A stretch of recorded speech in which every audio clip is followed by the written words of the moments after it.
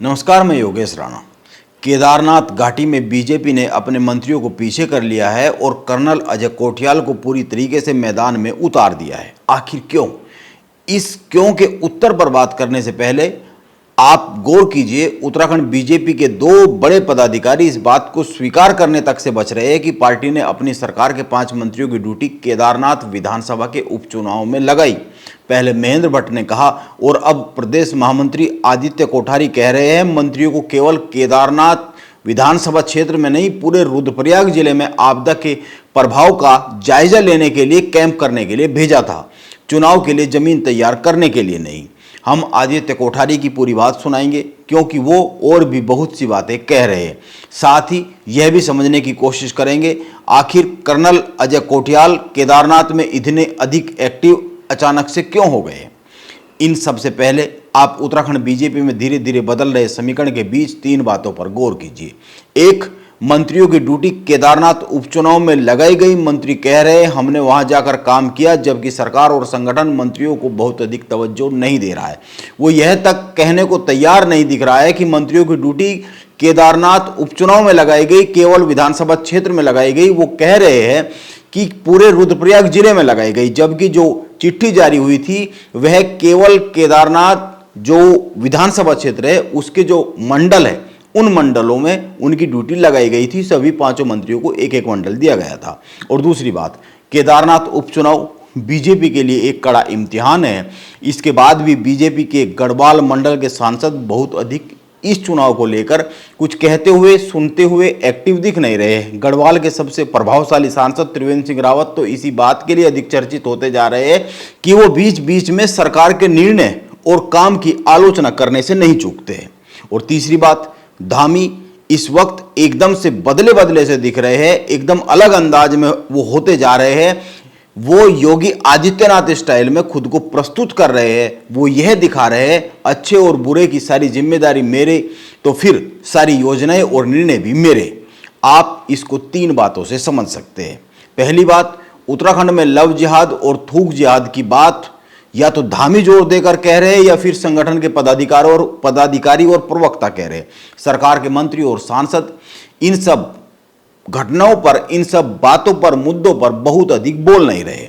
मसूरी और देहरादून में भोजन में थूक की जो बात है उस पर धामी बहुत अधिक बोल रहे हैं। वो साफ साफ कह रहे हैं कि उत्तराखंड में थूक जिहाद चलने नहीं दिया जाएगा। इसके अलावा बहुत अधिक कोई और बोल नहीं रहा है।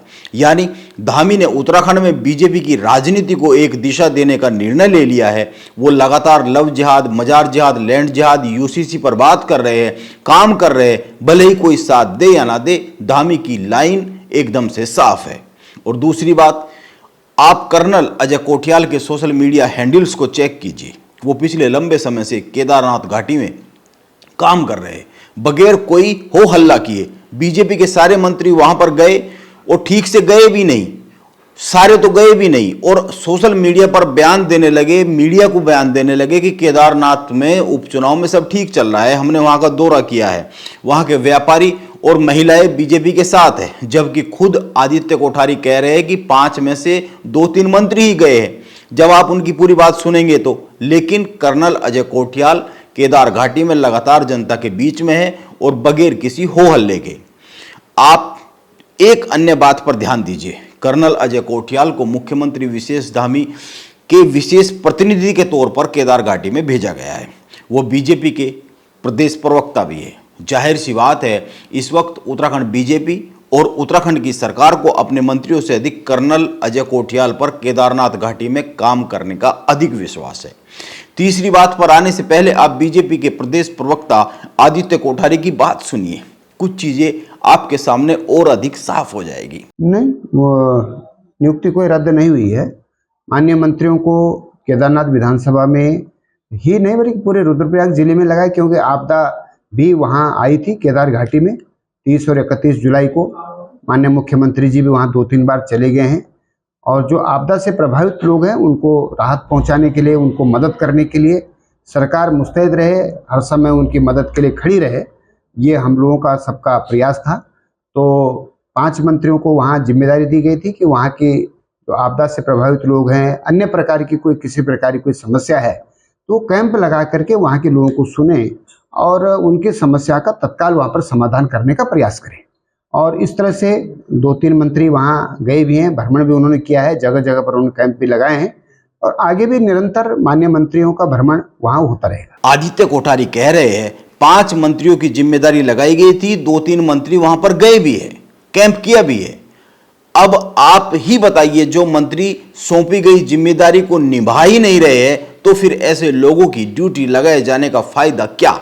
संगठन और सरकार तो कुछ न कुछ निर्णय लेगी ही। संभवतः यह बात बीजेपी संगठन समझ गया है।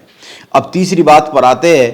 केदारनाथ उपचुनाव पूरी तरीके से धामी के इर्द गिर्द हो गया है। धामी ने पूरी तरीके से इसको अपने कंधों पर ले लिया है। परिणाम जो भी आएगा वो सीधा सीधा मुख्यमंत्री धामी के सिर पर ही जाएगा। यह बात शायद वो समझ रहे हैं। वो यह भी समझ रहे हैं बीजेपी में ही बहुत से लोग हैं जो इसके इंतजार में हैं कब केदारनाथ उपचुनाव का परिणाम विपरीत आए।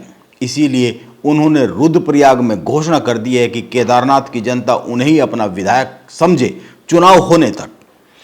उत्तराखंड में बीजेपी में पिछले कई माह से कुछ समीकरण बनते बिगड़ते हुए साफ साफ दिख रहे हैं। आपको याद होगा, निर्दलीय विधायक उमेश कुमार ने विधानसभा सदन में बहुत ही साफ साफ कहा, उत्तराखंड में नेतृत्व परिवर्तन के लिए 500 करोड़ रुपए इकट्ठा किए गए। ये किसने इकट्ठा किए, इस पर आज तक कोई बात नहीं हुई, जांच नहीं हुई है। इस खुलासे के बाद उत्तराखंड में बीजेपी में ही हड़कंप मचा। सांसदों के बयान आने लगे। कांग्रेस तो शांत ही रही।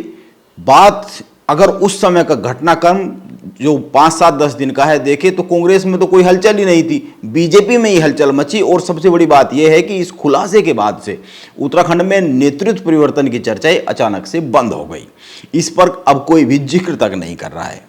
यानी बात साफ सी है, अगर उत्तराखंड में बीजेपी की राजनीति में लंबे समय तक चलना है तो राजनीति के सारे सिरे अपने हाथ में ही रखने होंगे, सारे मुद्दे और सारे नैरेटिव अपने आसपास ही रखने होंगे और सारे निर्णय भी खुद ही करने होंगे। शायद यह बात धामी अच्छी तरीके से समझ रहे हैं।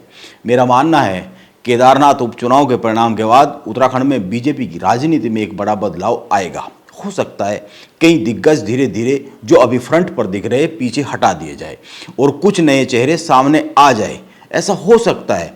और वैसे भी यह अगले कुछ सालों के लिए जरूरी हो गया है, वरना तो उत्तराखंड का जो फॉर्मूला चुनाव के 6 माह पहले मुख्यमंत्री बदलने का हरियाणा में लागू किया गया और उत्तराखंड के बाद हरियाणा में इस फॉर्मूले को लागू कर सफलता मिली, वो वापस उत्तराखंड में भी लागू करना पड़ सकता है बीजेपी हाईकमान को। जाहिर सी बात है धामी इस तरह की सिचुएशन आने ही नहीं देना चाहते हैं और जिस तरह की उनकी राजनीति जिस दिशा में बढ़ रही है, लगता है वो आने ही देंगे भी नहीं। इसीलिए उन्होंने उत्तराखंड में बीजेपी की राजनीति के सारे सिरे अपने हाथ में पकड़ लिए। यह वक्त की जरूरत भी दिख रही है। नमस्कार, मैं योगेश राणा।